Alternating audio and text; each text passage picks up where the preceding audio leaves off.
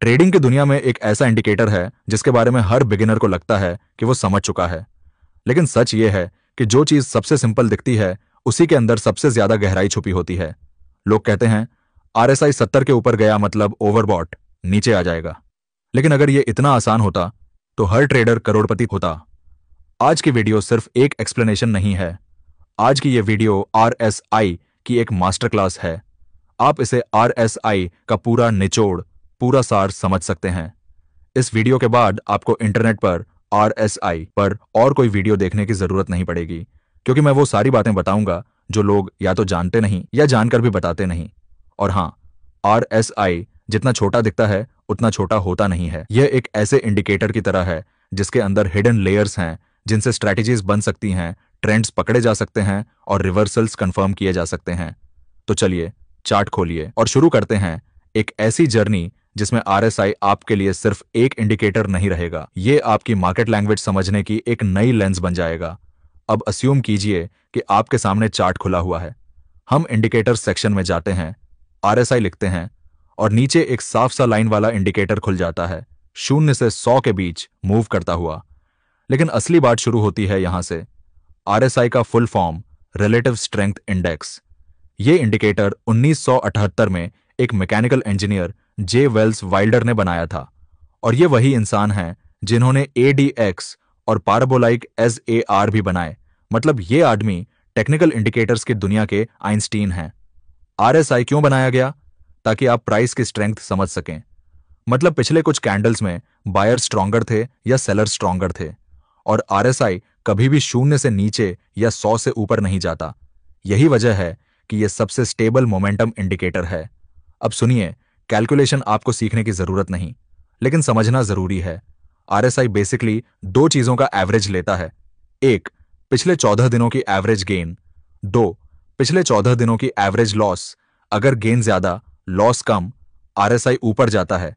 अगर लॉस ज्यादा, गेन कम, आरएसआई नीचे आता है। बस सिंपल। लेकिन सबसे इंपॉर्टेंट बात, इसे अप्लाई करना नहीं, इसे सही तरह से पढ़ना है। यहीं पर 90% ट्रेडर्स गलती करते हैं। अब यहां से रियल अंडरस्टैंडिंग शुरू होती है।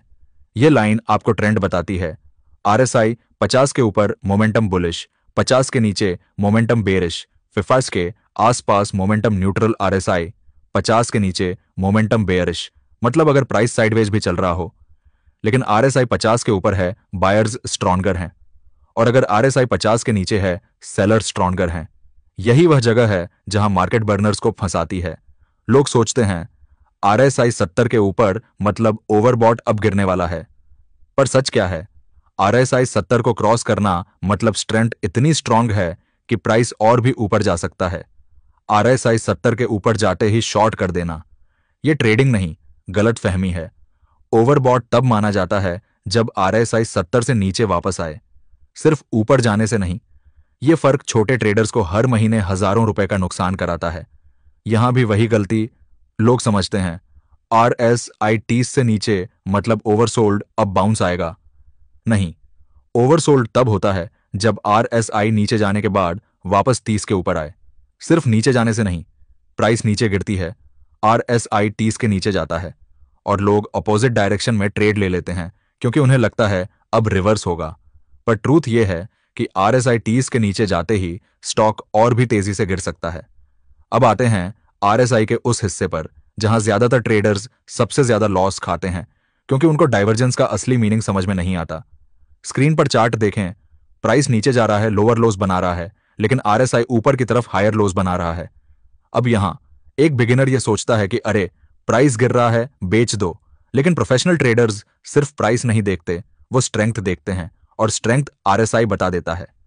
अगर आरएसआई ऊपर जा रहा है, इसका मतलब एक चीज साफ है, प्राइस में गिरावट दिख रही है, लेकिन गिरावट की ताकत कम हो रही है। और यह वही पॉइंट होता है जहां स्मार्ट मनी क्वाइटली एंट्री करता है। यही है ट्रू बुलिश डाइवर्जेंस। अब चार्ट के दूसरी तरफ देखिए, प्राइस ऊपर जा रहा है, हायर हाइज बना रहा है, लेकिन आरएसआई नीचे गिर रहा है। मतलब कैंडल्स तो ग्रीन दिख रही हैं, लेकिन अंदर की स्ट्रेंथ खत्म हो रही है। और यही वो जगह है जहां आप सोच रहे होते हो कि अर्रे अब तो ब्रेकआउट आएगा, और वहीं से मार्केट आपको ट्रैप करके उलट जाता है। यही है बेरिश डाइवर्जेंस। ये दो सिग्नल्स अकेले ही आपको हजारों लॉसेस से बचा सकते हैं। बस कंडीशन ये है कि आप इनको सही तरीके से पढ़ें, न कि सिर्फ यूट्यूब के थंबनेल देखकर इंप्लीमेंट कर दें।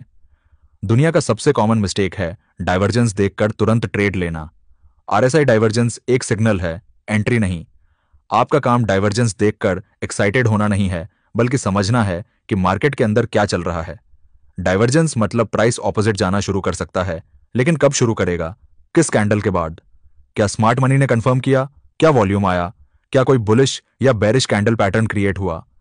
अगर आप सिर्फ डाइवर्जेंस पर ट्रेड करोगे तो आप उसी जगह एंट्री मारोगे जहां इंस्टीट्यूशंस लोगों को फंसाते हैं।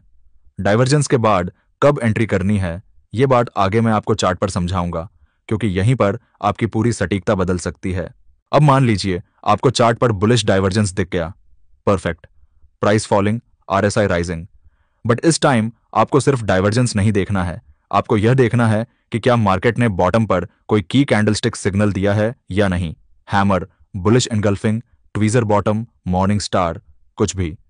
कैंडल आपको यह कंफर्म करवाती है कि अब बायर्स ने कंट्रोल लिया है। विदाउट कैंडल कंफर्मेशन डाइवर्जेंस सिर्फ एक वार्निंग है, एंट्री पॉइंट नहीं। स्क्रीन पर देखिए, आरएसआई नीचे था, डाइवर्जेंस बना, लेकिन जब तक हैमर कैंडल नहीं बनी प्राइस नीचे जाता रहा। हैमर ने कंफर्म कराया कि बायर्स एक्टिव हैं, उसके बाद ही रियल मूव आया।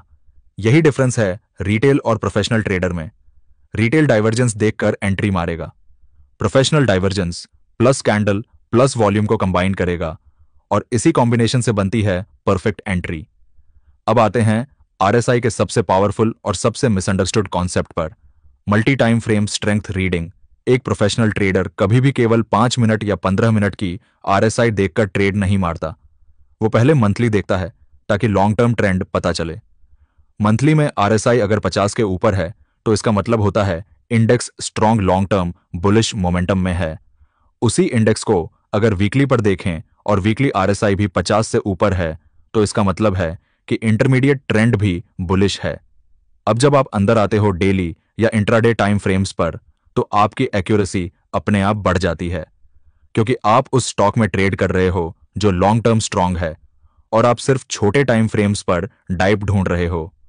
एक चीज हमेशा याद रखना, जितने ज्यादा टाइम फ्रेम्स बुलिश हों, आपके इंट्राडे या स्विंग ट्रेड की एक्यूरेसी उतनी ही ज्यादा होती है।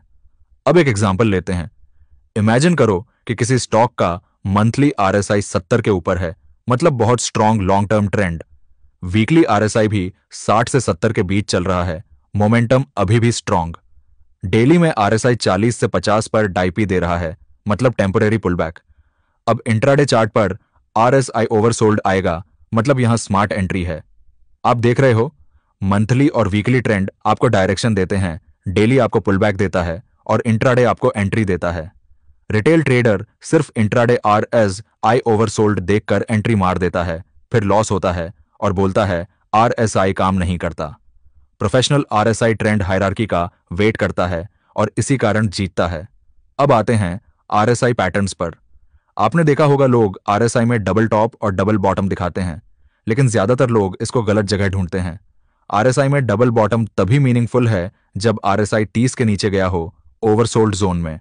ओवरबॉट जोन के आसपास डबल टॉप पावरफुल छोड़कर नहीं है जब तक आरएसआई 70 के ऊपर ना हो। अब एग्जाम्पल देखते हैं। स्क्रीन पर चार्ट पर आरएसआई 30 के नीचे गया, एक बॉटम बनी, प्राइस ने थोड़ा बाउंस लिया, फिर आरएसआई ने सेकंड बॉटम बनाया। इसके बाद जैसे ही आरएसआई वापस 30 के ऊपर आया, प्राइस ने एक स्ट्रांग रैली दी। यह पैटर्न तब बहुत पावरफुल होता है जब इसे कैंडलस्टिक कॉन्फर्मेशन मिले। अगर एक हैमर या बुलिश एनगल्फिंग 60 में है, एक्यूरेसी और बढ़ जाती है। डबल टॉप भी इसी तरह काम करता है, लेकिन ओवरबॉट जोन में। आरएसआई 70 के ऊपर गया, एक टॉप बना, फिर सेकंड टॉप बना, और जैसे ही आरएसआई वापस 70 के नीचे आया, स्ट्रांग फॉल आया। रिटेल इसको सिर्फ शेप देखकर ट्रेड करता है। प्रोफेशनल्स वेट करते हैं कि आरएसआई अपनी सीमा को वापस क्रॉस करे, तभी ट्रेंड रिवर्सल कंफर्म होता है। यह पॉइंट बहुत जरूरी है। रिटेल मानता है कि आरएसआई 70 के ऊपर गया तो स्टॉक 70 के नीचे आया, ओवरबॉट हो गया। गलत। प्रोफेशनल ट्रेडर्स के लिए आरएसआई 70 के ऊपर जाना पॉजिटिव है, क्योंकि यह स्ट्रांग मोमेंटम का सिग्नल है, not reversal signal. Momentum stocks 70 से ऊपर हफ्तों तक चल सकते हैं। स्ट्रांग ट्रेंड्स में आरएसआई 80 से 85 तक जा सकता है। ओवरसोल्ड की भी यही कहानी है। आरएसआई 30 के नीचे जाना मतलब स्टॉक बहुत वीक है। इसका मतलब यह नहीं कि तुरंत रिवर्सल आएगा। स्ट्रॉन्ग डाउन ट्रेंड्स में आरएसआई 10 से 15 तक जा सकता है। ओवरसोल्ड मतलब वीकनेस है, रिवर्सल नहीं। रिवर्सल तब होता है जब आरएसआई वापस सीमा क्रॉस करे, मतलब 30 के ऊपर या 70 के नीचे आए। रिटेल एंट्री करता है जब आरएसआई सीमा ब्रेक करता है। प्रोफेशनल एंट्री करता है जब आरएसआई सीमा में वापस क्रॉस करता है। डिफरेंस यही है। अब बात करते हैं रियल ट्रेडिंग स्ट्रैटेजी की, वो स्ट्रैटेजी जो 90% लोग गलत बनाते हैं और प्रोफेशनल ट्रेडर्स सही बनाते हैं। Step on. सबसे पहले हायर टाइम फ्रेम ट्रेंड देखो। मंथली और वीकली आरएसआई 50 के ऊपर होना चाहिए एक स्ट्रॉन्ग बुलिश इंडेक्स के लिए। स्टेप 2, डेली चार्ट पर पुल बैक ढूंढो। आरएसआई आइडियली 40 से 45 के आसपास आना चाहिए। स्टेप 3, इंट्राडे जैसे 15 मिनट या 5 मिनट चार्ट पर आरएसआई ओवरसोल्ड आए और डाइवर्जेंस दिखे। स्टेप 4, कैंडल कंफर्मेशन वेट करो, हैमर या बुलिश एनगल्फिंग हो तो परफेक्ट। स्टेप 5, वॉल्यूम देखो, ब्रेकआउट वॉल्यूम स्ट्रांग होना चाहिए। स्टेप 6, एंट्री तभी करो जब आरएसआई नीचे से 30 के ऊपर जाए। बिना इस पावरफुल स्टेप के एंट्री मत लेना। इस ब्लूप्रिंट को फॉलो करोगे तो आरएसआई अकेले नहीं, एक कंप्लीट स्ट्रैटेजी बन जाएगा। अब आते हैं उन गलतियों पर जो ऑलमोस्ट हर ट्रेडर करता है। मिस्टेक 1, सिर्फ आरएसआई देखना, चार्ट कंटेक्स्ट इग्नोर करना। मिस्टेक 2, आरएसआई ओवरसोल्ड आते ही बाय करना। मिस्टेक 3, डाइवर्जेंस देखते ही एंट्री मार देना। मिस्टेक 4, ट्रेंड के खिलाफ ट्रेड करना। मिस्टेक 5, आरएसआई को लोअर टाइम फ्रेम्स पर ओवर ट्रस्ट करना।